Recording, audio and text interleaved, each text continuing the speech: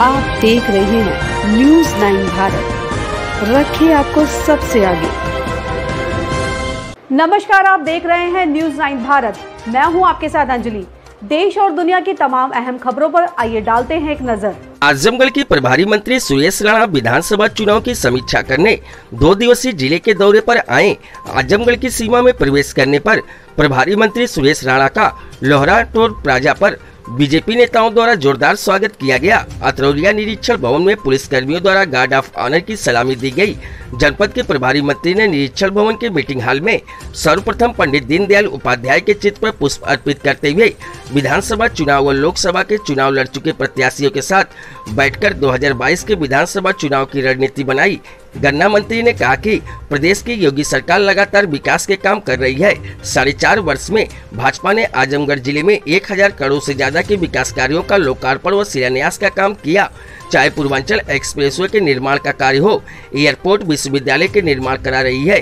कहीं घटना होने पर आता था आजमगढ़ का नाम।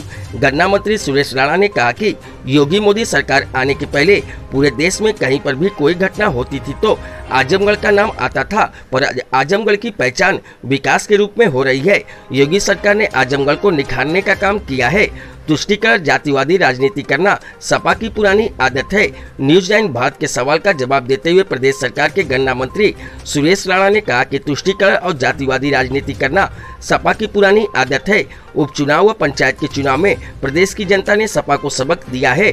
अखिलेश यादव को जनता की भावना समझनी चाहिए।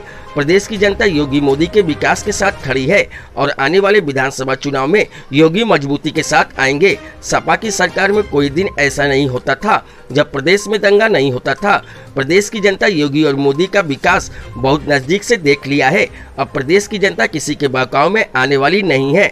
अपना ट्वीट पढ़ लिया करें।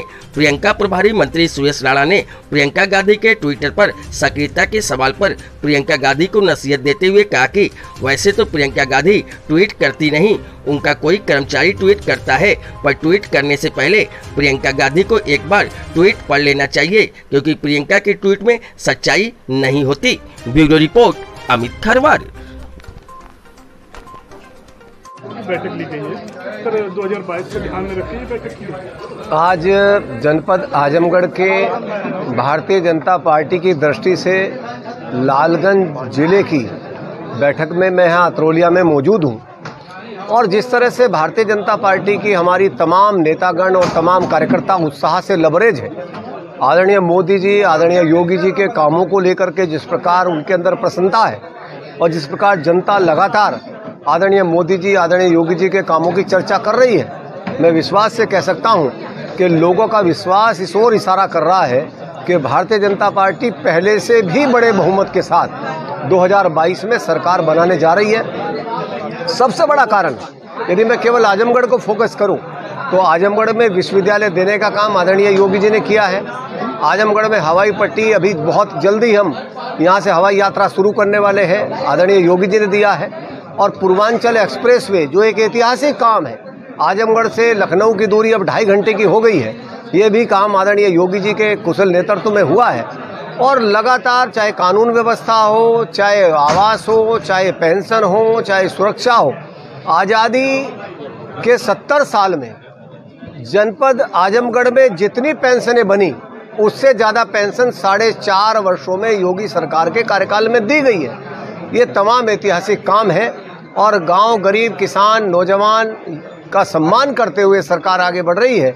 इसलिए मैं विश्वास से हमारे कार्यकर्ता रात दिन परिश्रम करके सरकार के लोक कल्याण के कार्यक्रमों को गांव-गांव तक पहुंचा रहे हैं, जन-जन तक पहुंचा रहे हैं। निश्चित रूप से भारतीय जनता पार्टी की सरकार 2022 में उत्तर प्रदेश में बड़े पेट्रोल डीजल अपने चरम स्थिति में, जिसकी वजह से खाद्य पदार्थों में भी महंगाई है, इसके साथ ही अन्य चीजों में सर कहीं न कहीं 2022 का चुनाव महंगाई करके प्रभावित तो नहीं होगा? आप यदि इन तमाम आंकड़ों को देखेंगे तो आपको स्पष्ट रूप से नजर आएगा कि सबका साथ सबका विकास, उस मूल मंत्र को लेकर के और तमाम जितनी भी आवश्यकता की चीजें हैं, उन तमाम आवश्यकताओं की चीजों को आपूर्ति के साथ साथ क्या कभी कोई सोच सकता था कि देश के अंदर 80 करोड़ लोगों को कोरोना के कारण लगातार मुफ्त अनाज की व्यवस्था कोई सरकार कर सकती है?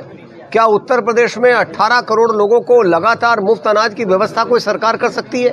ये काम आदरणीय मोदी जी ने, आदरणीय योगी जी ने करके दिखाया है। और लगातार चाहे बिजली हो, चाहे सड़क हो, चाहे सुरक्षा हो, वो तमाम विषय जिसकी वर्षों से उत्तर प्रदेश को इंतजार थी, वो विषय पूरे करने का काम योगी जी ने किया है। सर, आप प्रदेश के गन्ना मंत्री हैं। पूरे प्रदेश में लगभग 120 मिल संचालित होती है, जिनमें से सर अभी सिर्फ 53 मिलों का। ऐसे ही तमाम खबरों के लिए बने रहिए हमारे साथ न्यूज़ 9 भारत पर। अब चाहूंगी इजाजत, नमस्कार।